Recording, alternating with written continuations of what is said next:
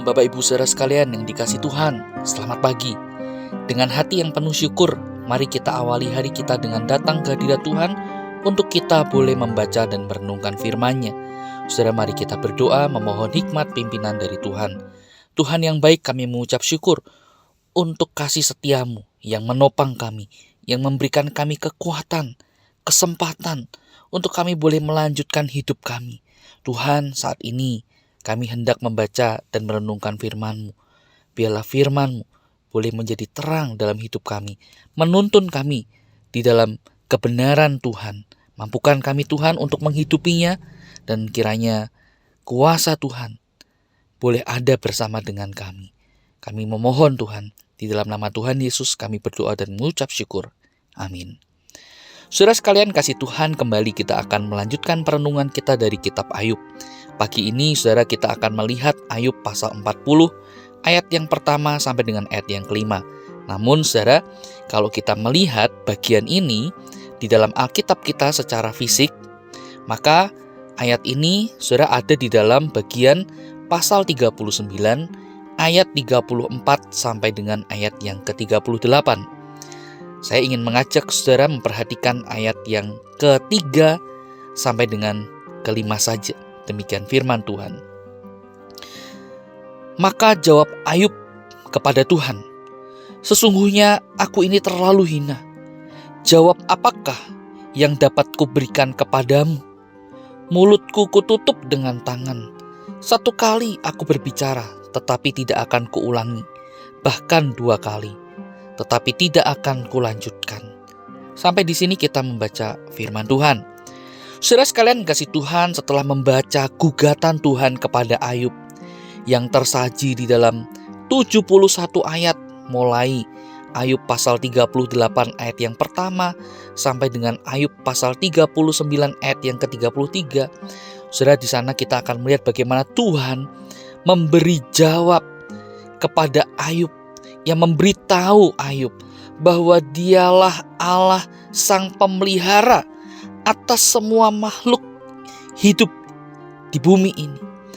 Dan oleh karena pengaturannya, kebijaksanaannya atau hikmatnya yang besar, segala makhluk itu dapat bertahan hidup. Saudara, kini kalau kita melihat perikop ini, maka kita akan melihat bagaimana respon Ayub terhadap gugatan Allah tersebut. Itu pada waktu Tuhan atau pada waktu Ayub berhadapan dengan Allah, sang penguasa hidup, sang penguasa misteri kehidupan itu. Saudara, Ayub terdiam, tidak berdaya. Ucapan Allah berhasil menyadarkan Ayub, sehingga di dalam penyesalannya ia memohon ampun kepada Allah dan berjanji tidak akan mengulangi kesalahannya dengan berbantah-bantahan terhadap Allah. Itu yang kita bisa lihat dalam perikop kita pasal 40 ayat yang pertama sampai ayat yang kelima, atau pasal 39 ayat 34 sampai dengan ayat 38. Dan ketika itu saudara, kita melihat bagaimana Ayub sadar, lalu kemudian ia merendahkan hatinya di hadapan kedaulatan Tuhan. Ia sadar untuk tunduk kepada Allah dan hikmat-Nya. Matanya saudara tidak lagi tertuju kepada misteri penderitaan yang dialaminya, melainkan matanya tertuju kepada Tuhan yang memegang hari esok, sang penentu, pengendali atas segala kehidupan. Nah, saudara sekalian kasih Tuhan, apa yang Ayub alami memberikan kita sebuah pelajaran yang sangat berharga.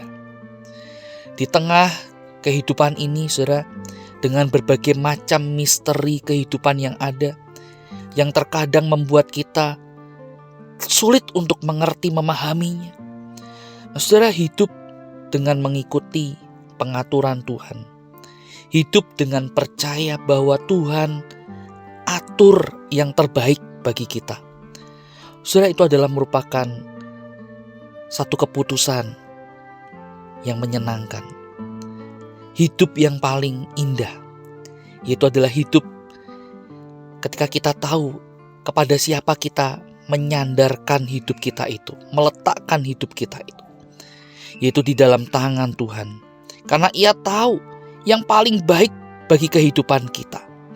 Nah saudara, di dalam kebodohan kita atau kegagalan kita, seringkali kita ingin menentukan sendiri apa yang baik untuk kita sendiri ataupun untuk orang-orang yang ada di sekeliling kita. Namun saudara, seringkali ketika kita menentukan semuanya itu dengan hikmat, dengan kekuatan kita sendiri, tidak jarang semuanya itu menemui kegagalan dan kekecewaan. Saudara, kita perlu senantiasa mengingat bahwa kita adalah manusia, makhluk yang terbatas. Kita hanya tahu apa yang dapat dijangkau oleh panca indera kita. Tetapi kita sama sekali tidak bisa mengerti, kita sama sekali tidak bisa memastikan tahu apa yang akan terjadi di masa depan. Seperti apa dan bagaimana. Oleh karena itu saudara, manusia atau pribadi yang bijaksana adalah pribadi yang bersedia untuk tunduk kepada hikmat Allah, untuk tunduk kepada pengaturan Allah tanpa membantah, karena kita tahu Tuhan baik dan Ia mengaturkan yang terbaik bagi kita. Rancangannya adalah rancangan yang penuh dengan damai. Sehingga dengan keyakinan ini, apapun misteri kehidupan kita, saudara, kita tetap bisa jalani bersama dengan Tuhan dan di dalam sejahteranya. Sekarang yang menjadi pertanyaannya adalah, maukah kita menaruh hidup kita, menyerahkan hidup kita di dalam tangan Tuhan, di dalam pengaturan Tuhan yang terbaik untuk kita? Kiranya Tuhan menolong kita sekalian. Mari kita berdoa. Ya Tuhan, kami mengucap syukur di dalam hidup ini Engkau tidak lepas tangan, melainkan di dalam hidup kami Engkau tetap pegang kendali, Engkau tetap mengaturkan yang terbaik. Dan kami percaya bahwa pengaturan Tuhan adalah yang terbaik bagi kami. Rancangan-Mu adalah rancangan yang terbaik, rancangan yang penuh damai sejahtera. Dan kami mau untuk belajar tunduk atas semuanya itu. Tuhan, tolong beri kami iman yang besar untuk menghadapi setiap misteri demi misteri dalam hidup kami. Hal-hal yang membuat kami tidak mengerti, yang sulit kami pahami, tapi kami mau menggunakan kacamata Tuhan untuk menjalani semuanya ini. Tuhan, tolonglah kami. Pimpin hidup kami. Kami berdoa di dalam nama Tuhan Yesus. Amin. Selamat pagi, Tuhan Yesus memberkati kita.